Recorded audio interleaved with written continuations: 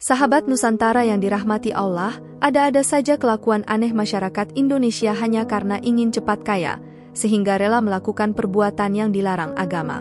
Perbuatan aneh itu dilakukan di Gunung Kemukus yang terletak di Sragen, Jawa Tengah.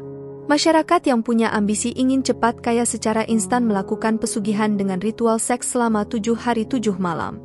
Lantas, hal mistis apa yang sebenarnya ada di Gunung Kemukus? Seperti apa pengakuan orang yang telah melakukan ritual bercocok tanam di Gunung Kemukus? Apakah mereka benar-benar kaya?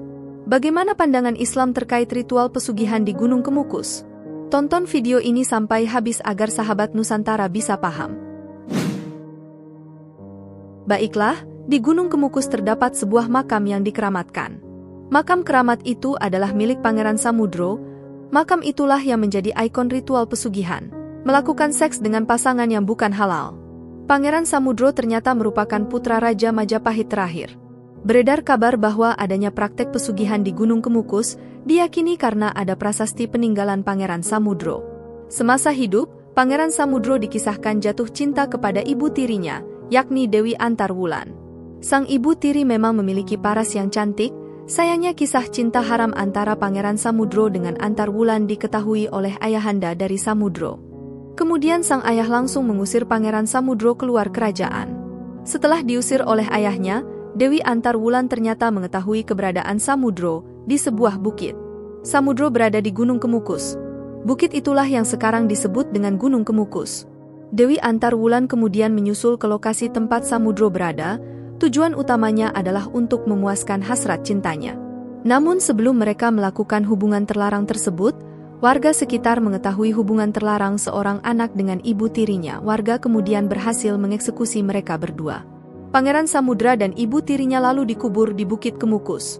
Konon, sebelum mati, Pangeran Samudra memberikan pesan, "Siapapun yang bisa melanjutkan kisah cintaku di sini, maka akan aku berikan segalanya." Pesan tersebutlah yang membuat orang-orang melakukan praktik pesugihan dengan ritual bercocok tanam sesuka hati mereka. Lalu, siapa saja yang pernah mencoba mempraktekkan pesan Pangeran Samudra dengan ambisi ingin cepat kaya?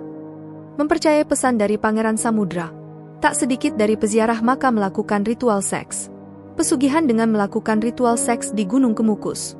Bahkan, sudah menjadi rahasia umum. Seorang wanita yang tak mau disebutkan identitasnya menyebut telah melakukan ritual esek-esek ini di Gunung Kemukus. Selama puluhan tahun, wanita itu melakukan berbagai ritual, salah satunya mandi kembang di Sendang Ontrowulan. Mandi kembang dilakukan seusai berdoa. Setelah mandi kembang selesai, barulah dilanjutkan dengan ritual seks. Wanita itu juga mengaku bahwa melakukan ritual seks tersebut sebagai syarat agar doanya dikabulkan lewat perantara makhluk goib di makam Pangeran Samudro. Dia juga mengaku bahwa ritual seks itu dilakukan selama 7 hari berturut-turut. Waktunya pun telah ditentukan, yakni pada Kamis Pahing, Jumat Pon, Jumat Kliwon, dan saat malam 1 Suro tiba. Kelakuan orang-orang di Gunung Kemukus sungguh di luar nalar, karena ritual seks itu dilakukan selama 7 hari 7 malam dan harus dilakukan dengan pria yang sama saat pertama kali berhubungan badan dengannya. Pesugihan ingin cepat kaya dengan ritual seks di Gunung Kemukus tak hanya dilakukan oleh perempuan, tapi juga laki-laki. Lantas, syarat apa saja yang harus dipenuhi sebelum melakukan ritual pesugihan? Gunung Kemukus menjadi lokasi pesugihan dengan syarat yang di luar nalar. Seorang mengaku tergiur melakukan ritual seks di Gunung Kemukus dengan ambisi ingin cepat kaya. Orang tersebut berjenis kelamin laki-laki. Ia mengaku terpaksa melakukan ritual pesugihan karena terhindar kebutuhan ekonomi. Mulanya, lelaki tersebut ragu. Namun, karena alasan terhimpit hutang, ia pun akhirnya memutuskan untuk melakukan pesugihan. Perjanjian yang orang tersebut lakukan di Gunung Kemukus sungguh sangat tak masuk akal, karena ada banyak syarat yang harus dipenuhi. Utamanya adalah weton kelahiran.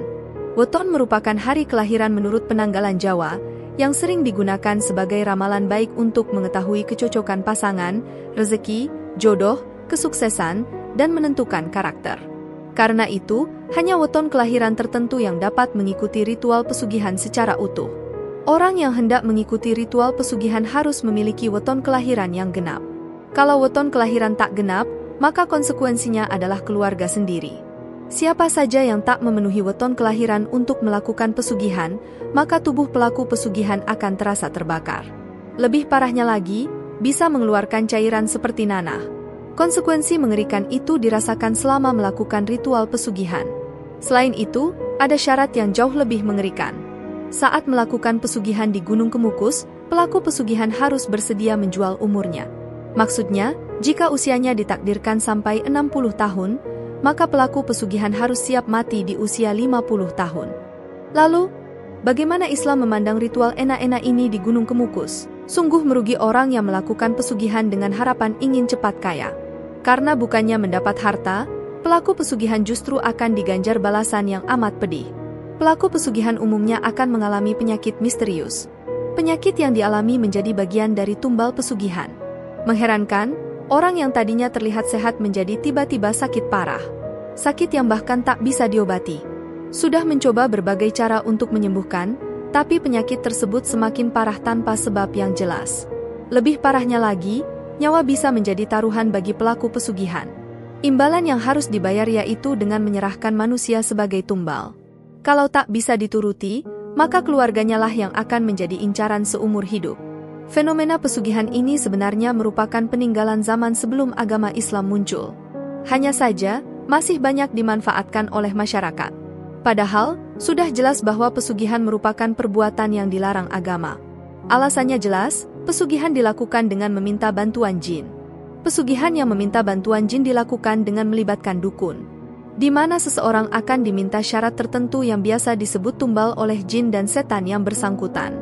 Dampak yang terjadi jika seseorang melakukan pesugihan begitu mengerikan. Hal ini karena orang yang melakukan praktik pesugihan melakukan perjanjian dengan jin. Sangat disayangkan, orang memilih melakukan praktik pesugihan hanya karena ingin cepat kaya. Padahal, Allah Subhanahu wa Ta'ala telah memberikan jaminan kesuksesan pada setiap umatnya, yaitu dengan mendirikan salat tahajud dan mau bekerja. Bahkan, melalui salat tahajud, Allah Subhanahu wa Ta'ala akan melindungi seseorang dari ancaman jahat orang lain. Allah Subhanahu wa Ta'ala berfirman, dan pada sebagian malam, lakukanlah salat tahajud sebagai suatu ibadah tambahan bagimu. Mudah-mudahan Tuhanmu mengangkatmu ke tempat yang terpuji. Dan katakanlah, Muhammad, ya Tuhanku, masukkan aku ke tempat masuk yang benar, dan keluarkan pula aku ke tempat keluar yang benar, dan berikanlah kepadaku dari sisimu kekuasaan yang dapat menolongku. Al-Quran, Surah Al-Isra, ayat 79 hingga 80. Semoga penjelasan ini menjadi sumber ilmu yang berguna bagi kita semua, agar kita selalu menjauhi tindakan terlarang yang dilarang oleh Allah Subhanahu wa Ta'ala. Sampai ketemu di video berikutnya, jangan lupa bagikan video ini. Cukup sekian dan terima kasih.